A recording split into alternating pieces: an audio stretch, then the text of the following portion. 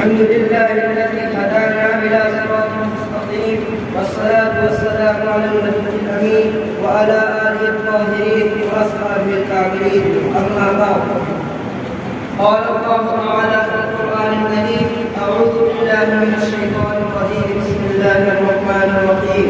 وأقم الصلاة طرفي النهار وزلفا من الليل إن الحسنات يذهبن السيئات ذلك ذكرى للذاكرين.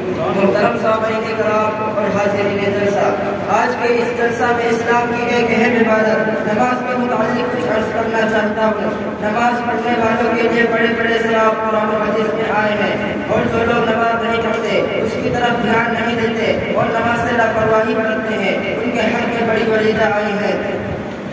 نماز دین کا ستون اور دین کا خمبہ قرار دیا گیا ہے۔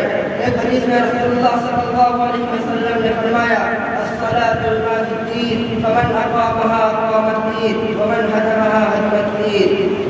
نماز دین کا ستون ہے، جس نے نماز کو قائم رکھا اس نے دین کے ستون کو قائم رکھا، جس نے نماز کو قائم نہ کیا اس نے دین کی بنیاد کو منہدم کر دیا۔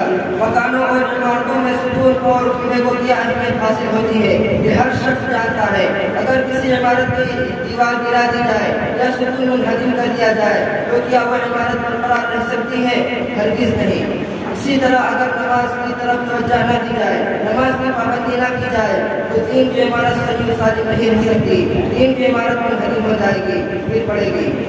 حضرات کرام، میں نے خطبہ میں جو آیت تلاوت کی تھی اس کا ترجمہ یہ ہے: اور دین کے دونوں کناروں میں نماز کی عادت ڈالو اور رات بھر پڑھو میں بے شک نیکیاں برائیوں کو دور کر دیتی ہیں۔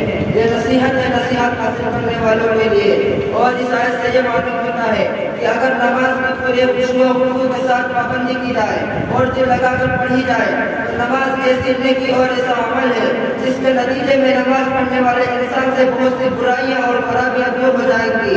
قرآن ہی میں اللہ تعالیٰ کا ارشاد ہے: ان الصلاۃ تنہی عن الفحشاء والمنکر، بے شک نماز برائیوں اور غلط کاموں سے روک دیتی ہے۔ کلمہ طیبہ پڑھ لینے کے بعد بندہ اپنے رب سے یہ اقرار کرتا ہے کہ اب تک وہ خدا کے حکموں سے آزاد تھا مگر اب وہ خدا کے احکام کا تابعدار بن گیا ہے۔ کلمہ طیبہ کا اقرار اس بات کا اقرار ہوتا ہے کہ میری زندگی کا ایک ایک لمحہ خدا کی یاد میں بسر ہوگا، خدا کی حکموں کی تعمیل میرا مقصد حیات ہوگا، خدا کی حکموں کی ہر وقت ہر آن وجہ میرا فریضہ زندگی ہوگا۔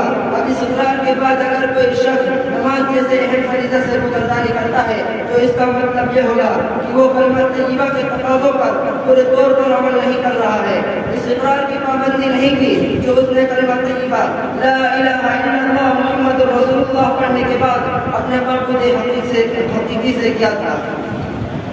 خدا نے اسے حکم دیا کہ وہ رات دن میں 5 وقت خدا کے حضور سر بسجد ہو کر اس کی عظمت اور کبریائی کا گن گائے اور اپنی عاجزی اور انکساری کا اظہار کر کے ہر معاملہ میں اس کی مدد کا خواہاں ہو، مگر نماز کا ترک کرنے والا کھلے طور سے خدا کے حکم کی بغاوت اور سرکشی کا مظاہرہ کرتا ہے۔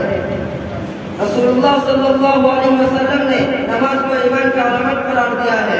آپ صلی اللہ علیہ وسلم نے فرمایا: لکل شیء علامۃ وعلامۃ الایمان الصلاۃ، ہر چیز کی ایک نشانی ہوتی ہے اور ایمان کی نشانی نماز ہے۔ قرآن شریف میں ہے: اقیموا الصلاۃ ولا تکونوا من المشرکین، نماز کو قائم رکھو اور مشرکین میں سے نہ بنو۔ معزز سامعین کرام، نماز خدائے واحد کی عظمتوں کی بجائے کا اظہار و اعتراف ہے۔ بندہ مومن ایک خدا کے آگے سر بسجد ہو کر ساری دنیا سے بے نیاز ہو جاتا ہے۔